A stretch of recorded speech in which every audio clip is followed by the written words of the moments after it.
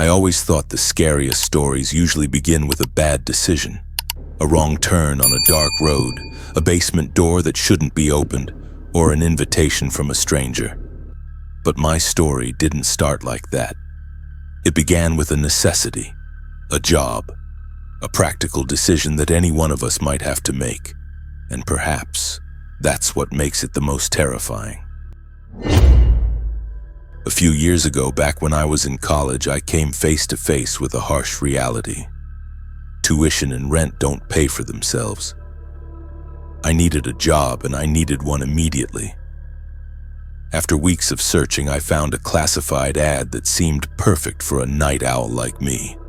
Night auditor at the Regent Grand Hotel. The hotel was located in a corner of the old downtown district, an area whose golden age was long in the past. The job didn't require much experience, and the 11 p.m. to 7 a.m. shift meant I could still attend my classes during the day. I applied without a second thought. The day I went in for the interview, I was struck by the hotel's faded beauty. The Regent Grand wasn't a modern building of glass and steel, it was a relic from the Roaring '20s. The lobby was vast, with worn marble floors, crystal chandeliers coated in a thin layer of dust, and a gleaming antique brass elevator. Everything about it radiated a sense of bygone elegance. The man who interviewed me was Stan, the hotel manager. He was an older man, tired-looking, with a graying mustache and eyes that had seen too much. The interview was brief. He seemed to only want to make sure I wouldn't quit on him. "The kid before you," Stan grumbled, his voice raspy. "Quit without a word of notice, just left a note. Kids these days." I nodded seriously, assuring him I was a responsible person. And just like that, I got the job. My job, essentially, was to watch over a sleeping building. I reconciled receipts, checked the ledgers, and prepared reports for the morning shift. The Regent Grand was often very quiet on weekdays. Sometimes an entire night would pass without me seeing a single person or answering a single phone call. I was all alone in the vast silence of the lobby. That silence at first was peaceful. But then after a few weeks, I began to realize that the silence at the Regent Grand wasn't an empty silence. It had weight. It was alive. It breathed. It started with very small sounds. That night around 3 a.m., that dead hour when the entire city is deep in sleep, I heard it for the first time. Roll, roll, click, a very faint sound coming from directly above me. It sounded like a marble rolling across a wooden floor, then stopping. I looked up, staring at the ceiling. Above the lobby was the old ballroom. But the ballroom, along with the entire second floor, had been boarded up for months. It was completely empty. Must be the pipes, I told myself. A building this old is bound to have its quirks. But the next night, the sound returned. Still around 3 a.m., roll, roll, click. This time it sounded a little closer, a little clearer. And then there was the elevator. That antique brass elevator. It had an old-fashioned control panel with arrows indicating the floor and a small bell that would chime whenever it arrived. Occasionally, in the dead of night, I would hear a soft ding. I would look up at the panel and see the arrow pointing to the second floor. Then it would slowly descend, stopping at L for lobby, and another ding would sound. But the elevator doors never opened. Probably a short circuit, Stan grunted with a long yawn when I told him the next morning. That elevator's ancient. It's got a mind of its own, just ignore it. I tried to ignore it. I tried to convince myself that these were all just the inanimate sounds of an old building. Until I found the logbook. It was hidden in the bottom drawer of the reception desk, underneath a stack of old invoices. It was a small leather-bound notebook, its cover worn and frayed. Inside were the entries of the night auditor before me, the kid who had quit so abruptly. Most of the first pages were mundane. Quiet night. Audit finished at 4 a.m.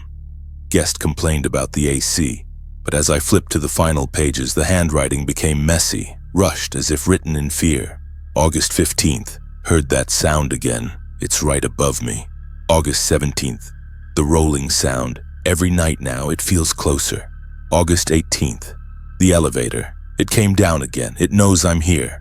And then, on the very last page, there were only 2 words written in a shaky script that dug deep into the paper. Room 217. My blood ran cold. Room 217, it was on the 2nd floor, the floor that was sealed off. That night I worked in a state of absolute terror. Every sound made me jump. The whistle of the wind through the door frame sounded like a whisper. The creaking of the building sounded like footsteps. I kept glancing at the elevator, waiting for that familiar ding. But that night everything was eerily silent. No rolling sound, no elevator. That silence somehow was even more terrifying than the sounds. Around 2:50 a.m., as I was trying to focus on my work to forget my fear, the phone at the reception desk rang. Ring, ring! The sharp sound tore through the silence, making me jolt. I looked at the caller ID display. My heart stopped. It displayed, internal room 270. Impossible. The entire 2nd floor had its power cut. The phones in those rooms couldn't possibly work. This was a joke, some kind of sick joke. The phone continued to ring, each shrill tone like a hammer blow to my nerves. I hesitated. A part of me screamed to just let it ring. But another part, a deadly curiosity, urged me to know. My trembling hand picked up the receiver. I pressed it to my ear, not daring to say a word. At first, there was only the hiss of static, an electric silence. But then through the static, I heard a sound, a very faint sound. The sound of a child humming a lullaby. A simple, clear melody, yet it carried an endless sorrow. Mixed with the humming was the steady sound of dripping water. Drip, drip, drip. I held my breath, my entire body frozen in fear. Suddenly the humming stopped. The silence returned.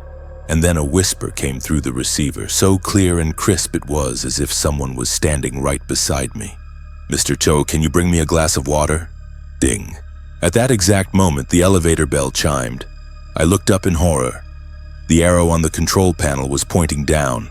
It was moving from the 2nd floor down to the lobby. I slammed the phone down.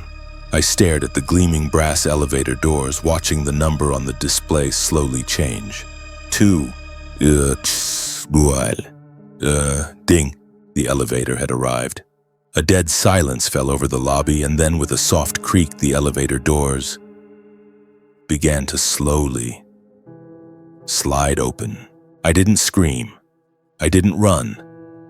I just stood there motionless, my eyes glued to the dark void that was slowly being revealed behind the doors. I quit the next morning. I didn't wait for Stan. I just left a note on the desk saying I had a sudden family emergency and wouldn't be coming back. I never looked back to see what or who was inside that elevator. I didn't want to know. Sometimes late at night, when I'm driving through that old part of downtown, I still glance towards the Regent Grand Hotel. The windows are all dark, silent, except for one, on the 2nd floor. Sometimes I can see a faint flickering light like the glow of a single candle shining from the window of the room that I know is room 217. I don't know what the auditor before me saw. I don't know what was in that elevator. I only know one thing. Some old buildings aren't really empty. They're just waiting.